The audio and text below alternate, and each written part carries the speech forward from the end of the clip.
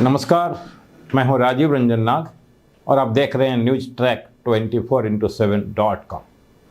राहुल गांधी की 14 दिवसीय मतदाता अधिकार यात्रा ने बिहार में विपक्ष को एकजुट बनाने में लगभग सफल रहा। जिस बड़े पैमाने पर इसे सफलता मिली वो बिहार में सत्ता पे काबिज एनडीए में शामिल दलों के रणनीति पलट दी है। 14 दिनों में 1300 किलोमीटर की यात्रा 24 जिलों से गुजरी और यह यात्रा में 110 विधानसभा क्षेत्र शामिल किए गए। लोकसभा चुनाव से पहले भारत जोड़ो और न्याय यात्रा से मिली भारी सफलता के बाद राहुल की इस वोटर अधिकार यात्रा से बिहार में आईसीयू में पड़ी कांग्रेस पार्टी को जनरल वार्ड में ले जाने में मदद मिलेगी।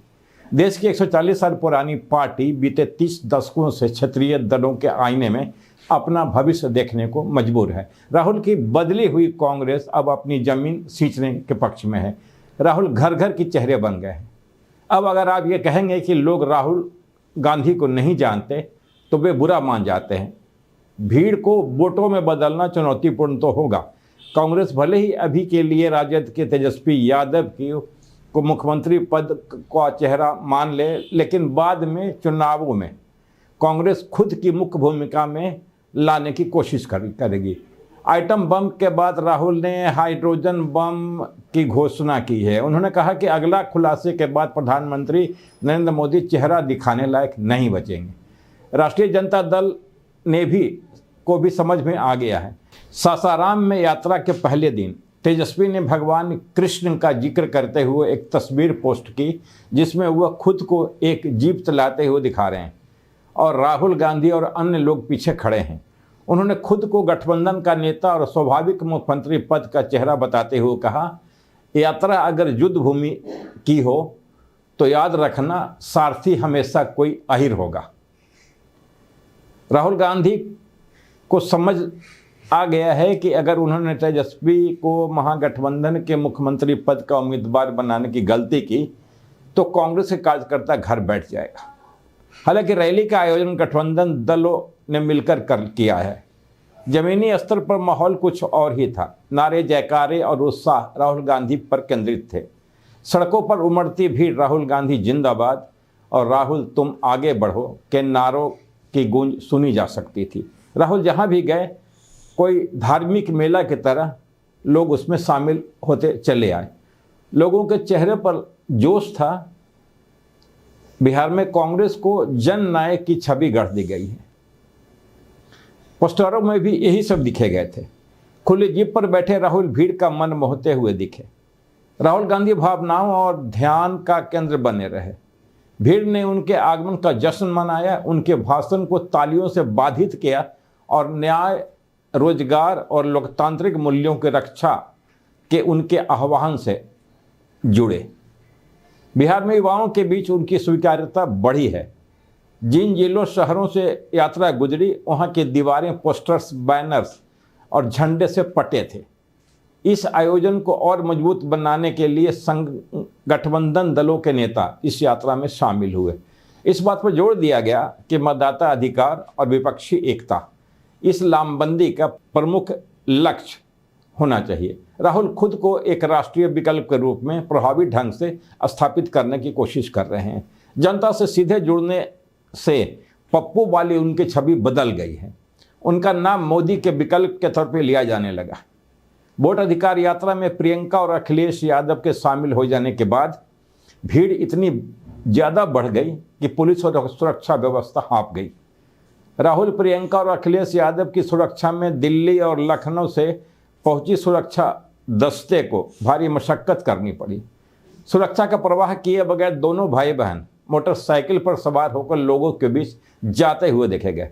लोग राहुल को सुन रहे थे। प्रियंका गांधी की तुलना उनकी दादी इंदिरा गांधी से कर रहे थे। गांधी परिवार के इन दोनों सदस्यों को सुरक्षा के खास जोखिम के घेरे में है। उन्हें सीआरपी का विशेष सुरक्षा दस्ता कमांडो उपलब्ध कराया गया है। दरअसल वोट चोरी के मुद्दे ने बिहार में विपक्ष को एक बड़ा मुद्दा दे दिया है। राहुल घर घर के चेहरे बन गए हैं। प्रियंका की एक झलक पाने के लिए महिला गांव से दौड़ती चली आ रही थी। गठबंधन दलों के नेताओं में शामिल होने के बाद राहुल को घोषणा करनी पड़ी कि वोट चोरी का यह आंदोलन देश भर में चलाया जाएगा। इस यात्रा ने जनता के मूड को स्पष्ट रूप से बदल दिया है, लोगों में नई ऊर्जा और आशा का संचार किया है। बिहार में एनडीए सरकार के खिलाफ इतना ज़्यादा गुस्सा है कि अब वहाँ की जनता मंत्रियों और विधायकों पर हिंसक हमले कर रही है। 10 दिनों से मुख्यमंत्री अपना कार्यक्रम सीमित कर घर में बैठे हैं। प्रियंका गांधी सीतामढ़ी पहुंचकर जानकी मंदिर पूजा अर्चना की। प्रियंका गांधी जिस दिन बिहार पहुंची उस दिन बिहार और पूर्वी यूपी में हरितालिका तीज का पर्व था। प्रियंका का जानकी मंदिर में पूजा करना बीजेपी की हिंदुत्व राजनीति को काउंटर करने के प्रयास के रूप में देखा जा सकता है। 2020 के चुनाव में महिला नेतृत्व की कमी खली थी। इस पर कांग्रेस ने प्रियंका गांधी को पहले ही मैदान में उतारकर इस कमी को पूरा कर दिया है। प्रियंका बिहार में भी महिलाओं के बीच लोकप्रिय हैं। यहाँ के लोग उनमें दादी इंदिरा गांधी का अक्स देखते हैं। प्रियंका अपने भाषणों में लोगों को बता रही हैं कि आपके वोटों की चोरी की जा रही है, मोदी जी आपकी नागरिकता छीन रहे हैं, आपको मिल रही सरकारी सुविधाएं छीन जाएंगी, जमीन छिन जाएंगी। अपने अधिकारों के प्रति यह जागने का समय है।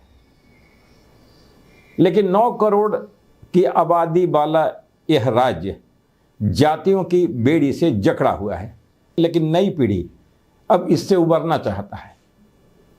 दरअसल जयप्रकाश नारायण की संपूर्ण क्रांति के जोश में डूबा बिहार 1977 में इंदिरा गांधी की कांग्रेस सरकार के पतन का केंद्र बन गया। फिर इसी राज्य ने 1980 में उनकी विजय वापसी का सूत्रपात किया। पटना से 90 किलोमीटर दूर दक्षिण पूर्व में बसा नरसंहार से तबाह बेलछी गांव में इंदिरा गांधी लोगों से मिलने पहुंची। आप याद करिए, मानसून की बाढ़ और ऊंची घास के झुरमुटों से घिरे इस गांव में हाथी पर सवार होकर इंदिरा गांधी हाथ जोड़े और माथे पर घूंघट डाले उस अशांत बस्ती में पहुंची। गरीब ग्रामीण जिसमें मुख्य रूप से दलित थे, एक स्वर में नारे लगा रहे थे, आधी रोटी खाएंगे, इंदिरा को बुलाएंगे। यह कांग्रेस के आश्चर्यजनक पुरुषार्थन का कारण बना। हालांकि उधर हम कह सकते हैं कि मुख्य धारा के मीडिया में यात्रा को कमतर दिखाया गया, लेकिन सोशल मीडिया चैनलों के कवरेज बड़े चैनलों की हेकड़ी निकाल कर रख दी। आज के वीडियो में बस इतना ही। हमारे चैनल को शेयर करिए, सब्सक्राइब करिए। बहुत शुक्रिया आपका।